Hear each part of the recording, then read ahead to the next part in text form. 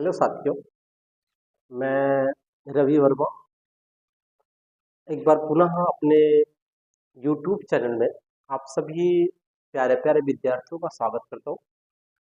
इससे पहले वाले वीडियो में मैंने आप लोगों के लिए एक टॉपिक्स दिया और मे बी ये गॉस की प्रमेय हम लोग पढ़ रहे थे और गॉस की प्रमेय में मैं आपको 3 बातें पढ़ा चुका हूँ।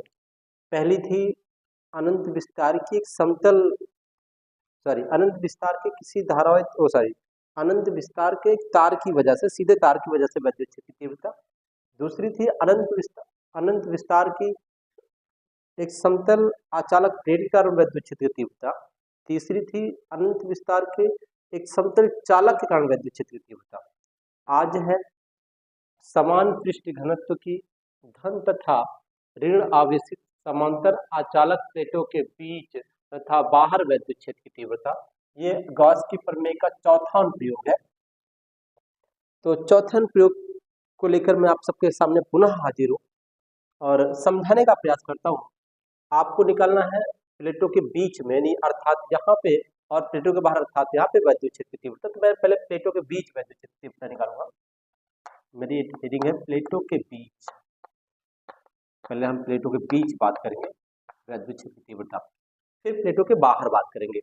फिलहाल हम मान लेते हैं कि हमारे पास प्लेटों के बीच एक पी बिंदु है जहां हम लोग को विद्युत क्षेत्र की तीव्रता निकालनी है। बताइए प्लेट 1 के कारण विद्युत क्षेत्र की तीव्रता की डायरेक्शन ये रहेगी और मैंने इसे E1 नाम दे दिया। माइनस आवेश के कारण विद्युत क्षेत्र की तीव्रता ये रहेगी, इसको मैंने E2 नाम दे दिया। कैसे पता चला कि दोनों की डायरेक्शन सेम सेम रहेगी? तो मैं आपको बता दूं, ये प्लस चार्ज है और अगर हम टेस्ट चार्ज रखें जिसे हम प्लस चार्ज पॉजिटिव आवेश कहते हैं, तो इसको ये धकेलेगा और ये वाला जो ऋण आवेश है इसको खींचेगा। तो इस तरह से E1 और E2 दोनों की डायरेक्शन सेम हो गई, मतलब इसकी वजह से विद्युत क्षेत्र की तीव्रता है और जो इसकी वजह से विद्युत क्षेत्र की तीव्रता है वो दोनों की सेम हो गई। अब आपको डिफाइन करना है कि जो E1 है आचालक प्लेट की वजह से विद्युत क्षेत्र की तीव्रता हम लोगों ने पढ़ा है सिग्मा अपॉन 2 एप्सिलॉन 0 और जो E2 है सेम सेम रहेगी, कोई चेंजेस नहीं है। अब अगर हम परिणामी विद्युत क्षेत्र की तीव्रता इस बिंदु पर निकालें तो E1 और E2 सेम दिशा में इसलिए जुड़ जाएंगी और अगर हम दोनों की वैल्यू रख लें साथियों तो दोनों जुड़ जाएंगे आपस में और जो आंसर मिलेगा वो कुछ इस टाइप से मिलेगा 2 एप्सिलॉन 0 बटे 2 सिग्मा, 2 से 2 कट गया, सिग्मा एप्सिलॉन 0। ये कुछ नंबर मिलने वाला है। बहुत आसान सा क्वेश्चन है। थोड़ा सा आपको स्टार्टिंग में लिखने वाली जो बात है कि लिखेंगे कैसे, तो मैं इसी को लेकर लिखूंगा। माना हमारे पास दो बड़ी व समतल, माना हमारे पास दो बड़ी व समतल आचालक प्लेटें हैं, आचालक प्लेटें हैं जिन पर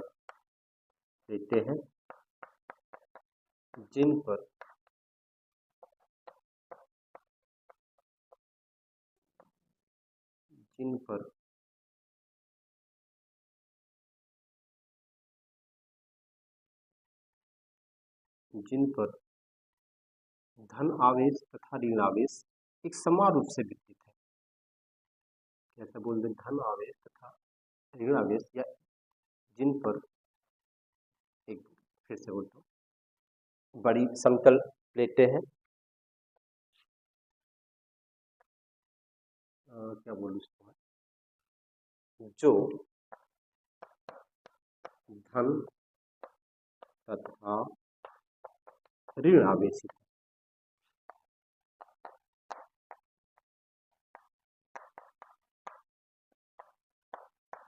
नहीं लाइन लिखेंगे, ये प्लेटें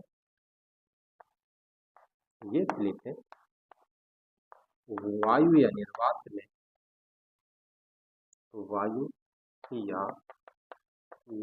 में एक दूसरे के समांतर स्थित है, एक दूसरे के समांतर स्थित है। ठीक, ये रही बात। इतनी बात मैं ऊपर की हेडिंग मिटाऊंगा और फिर आगे की बात करूंगा। मैं आगे ले चलता हूँ आप लोगों को। ठीक, तो ये यहाँ तक एक दूसरे के समांतर स्थित है निर्वात या वायु में। आगे मैं एक छोटा सा पॉइंट और लिखूंगा, माना प्रत्येक प्लेट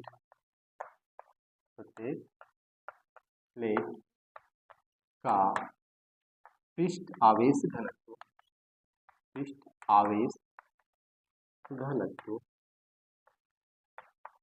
छोटा सिग्मा है। मैं थोड़ा सा चेक करूँ कि आपको पूरा राइट तो दिख रहा है कि नहीं दिख रहा है? जी हाँ, लगभग पूरा दिख रहा है। ये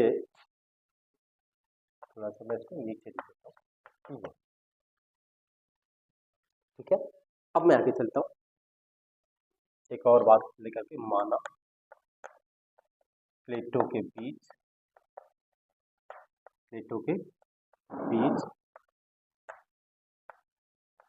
बिंदु P पर, और माना प्लेटों के बीच एक बिंदु P है,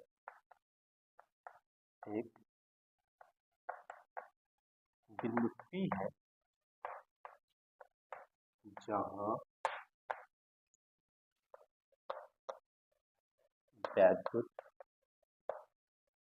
क्षेत्र की तीव्रता ज्ञात करनी है। ठीक, एक बिंदु P है जहां वैद्युत क्षेत्र की तीव्रता ज्ञात करनी है। आगे नई लाइन से प्लेट 1 के कारण नई लाइन से लिखना है। अगर एक आध लाइन छोड़ के लिखेंगे तो अति सुंदर इस बात को। प्लेट 1 के कारण बिंदु P पर वैद्युत क्षेत्र की तीव्रता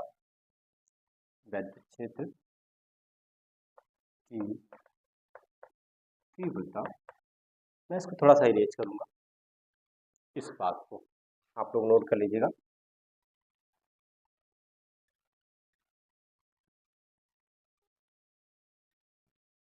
E1 is equal to sigma upon 2 epsilon 0। ठीक है साथियों, इसी प्रकार प्लेट 2 के कारण बिंदु P पर वैद्युत क्षेत्र की तीव्रता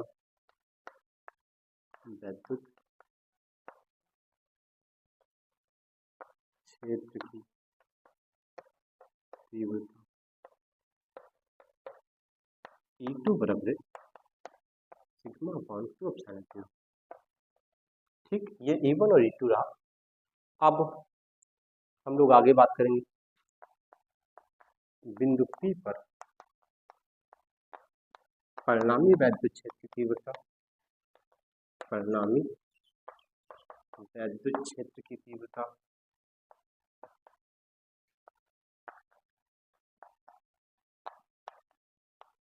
E बराबर E1 प्लस E2। ठीक है साथियों, मैं ऊपर की चीजें इरेज करूंगा, यहां तक रखा।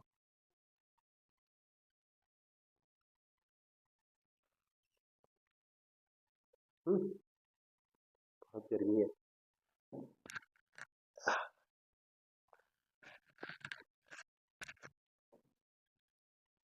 चले, तो E बराबर E1 प्लस E2। देखें आगे,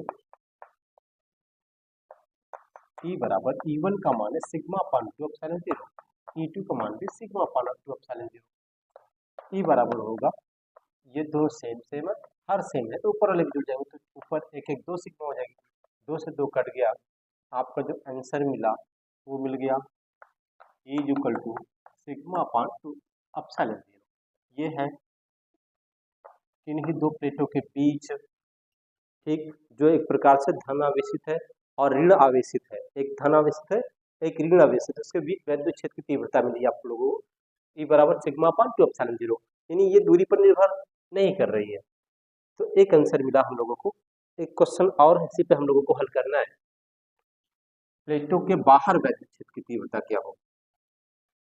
तो आप लोग इसे नोट करेंगे तो इसमें मैं इरेज करूंगा इस बात को।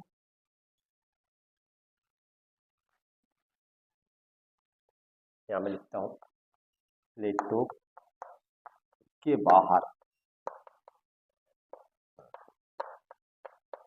ठीक।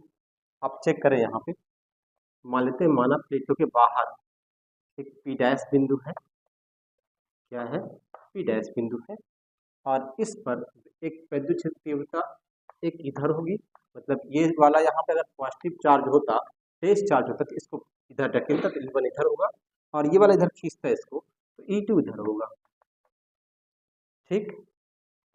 अब हम लोग बताएं, माना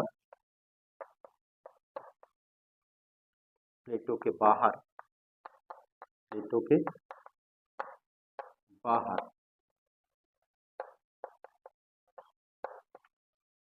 एक पी डैश बिंदु है, एक पी डैश बिंदु है, जहां वैद्युत क्षेत्र की तीव्रता, वैद्युत क्षेत्र की तीव्रता शून्य होगी, क्या होगी, शून्य होगी, चूंकि, एक सेकेंड,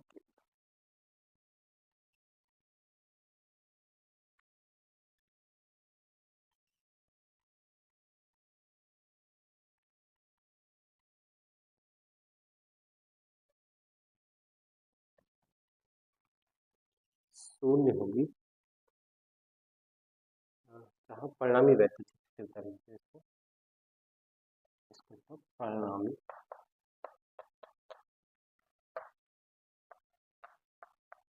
वैद्युत क्षेत्र की तीव्रता शून्य होगी, चूंकि चूंकि बिंदु P पर, बिंदु P डैश पर E1 व E2, E1 व E2 एक दूसरे के बराबर व विपरीत,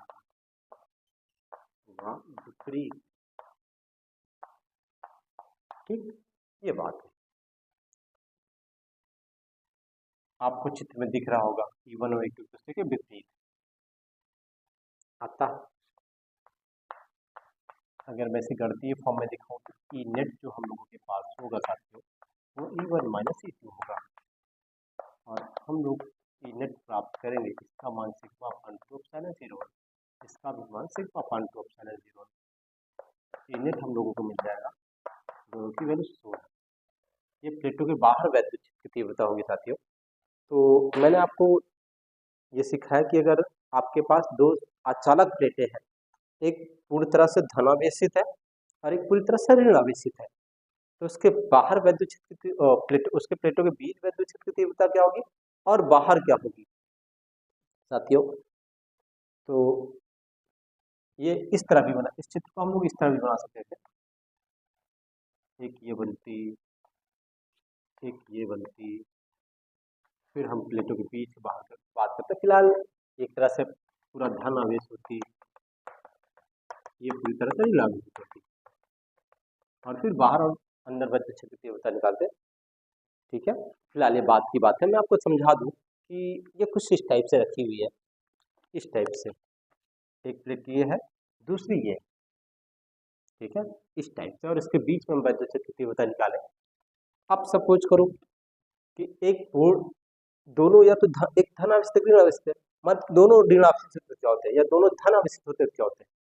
जैसे हम सपोज करें ये धन आवेशित होता, दोनों प्लेटें, मान लो कभी आपसे क्वेश्चन कर दिया जाए दोनों धन आवेशित होते क्या होता है, तो साथियों ये इसको E1 की डायरेक्शन ये होती, E2 इसको इधर ढकेलता, मतलब ये वाली दूसरी प्लेट इसको इधर ढकेलती, नहीं समझे।